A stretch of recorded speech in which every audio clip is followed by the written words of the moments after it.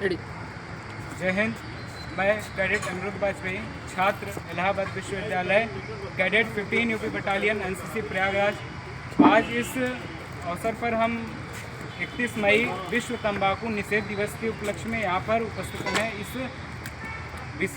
विशिष्ट दिवस के उपलक्ष्य में समाज को जागरूक करने के उद्देश्यार्थ में यहाँ पर उपस्थित हैं। ऐसे में सुधीर घर रजनी विलुप्त होती दिखाई दे रही थी, सब जागृत होते प्रतीत हो रहे थे और जिस घने अंधकार को भेदने में किंवदंतियाँ भी असमर्थ थीं, वहाँ से एक आवाज़ मुखरित हो रही थी कि स्वास्थ्य ही जीवन की असली संपदा है। स्वास्थ्य ही जीवन को एक नवीन आधार देता है। तंबाकू जैसी आत्मघाती आदतें केवल हमारे शरीर को ही नहीं अपितु हमारे आत्मा को भी छीण करती हैं। जी हाँ, यह आवाज़ थी हमारे राष्ट्रपिता महात्मा गांधी जी की, जिन्होंने अपने सामाजिक आंदोलनों के माध्यम से एक नवीन आधार जोड़ा, एक नवीन आयाम अपने आंदोलनों में जोड़ा कि यह तंबाकू जैसी आत्मघाती आदतें हमारे शरीर के साथ साथ हमारे मन को, हमें आर्थिक रूप से, सामाजिक रूप से केवल छेड़ करती हैं, अन्यथा इसका कोई फ़ायदा नहीं है। ऐसे महात्मा गांधी जी ने सर्वप्रथम अपने सामाजिक आंदोलनों के माध्यम से ऐसी आत्मघाती आदतों के विरुद्ध हम सभी को जागरूक किया।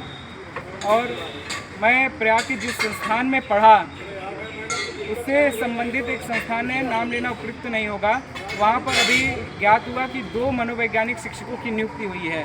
कक्षा एकादश द्वादश यानी 11-12 के भैयाओं एवं उससे उच्च शिक्षा प्राप्त कर रहे भैयाओं के लिए।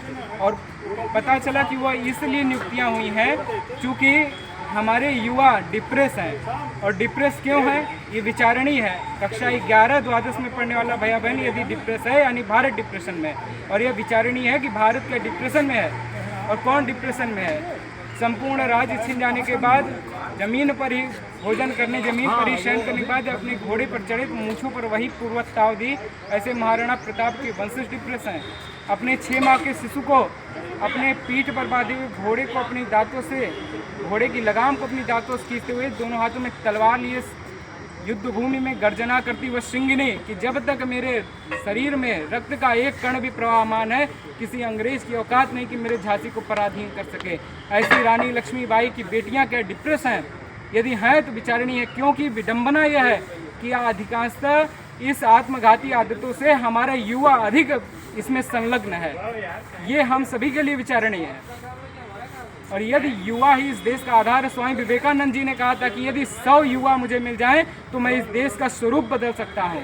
वही युवा आज ऐसी आत्मघाती आदतों से विमुख, आदतों से संलग्न है। यह विचारणीय है।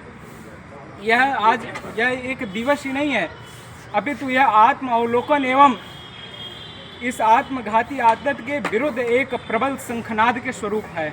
हम सभी यहाँ पर इस आयोजन को सफल बनाने के उद्देश्यार्थ उपस्थित हुए हैं। अतः मैं आप सभी से एक ही आह्वान करूंगा, चूँकि आप सभी युवा हैं।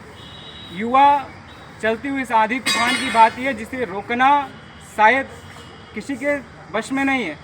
ऐसे में मैं आप सभी से आह्वान करना चाहूँगा कि आप सभी अपने सूक्ष्म योगदानों से इस बात को अधिक से अधिक प्रसारित करें। मैं यह नहीं कहता कि आप पूरे समाज को जागरूक करने का अकेले जिम्मा उठाएं, क्योंकि जब राम सेतु का निर्माण हो रहा था, भगवान श्री राम के सेतु निर्माण में गिलहरी ने अत्यंत सूक्ष्म योगदान दिया, लेकिन उसका योगदान आज भी स्मरणीय है, आज भी प्रशंसनीय, आज भी स्तुत्य है और राम जी का सस्नेह उसको प्राप्त हुआ। इसलिए मैं आप सभी से निवेदन करूंगा, गिलहरी के समान ही हमारा इस महाअभियान में एक सूक्ष्म सा योगदान कि हम अपने परिवार, अपने मित्रों के बीच में यह जागरूकता फैलाएं कि हम अपने जीवन को बचाने का कार्य करें, इस आत्मघाती आदतों से विमुख हों। आज का युवा ये समझता है कि यह आत्मघाती आदत, धुआं छोड़ना, यह पौरुष एवं आधुनिकता का प्रतीक है। यह विचार एकदम गलत है। स्वस्थ भारत का निर्माण ही आधुनिकता है। हम ऐसे देश की कल्पना कभी नहीं करते जो आर्थिक रूप से संपन्न हो। हम ऐसे देश की कल्पना करते हैं जो आर्थिक रूप से, सामाजिक रूप से एवं स्वास्थ्य संबंधी दृष्टिकोण से भी पुष्ट हो, सशक्त हो। ऐसे राष्ट्र की हम कल्पना करते हैं। अतः मैं युवाओं को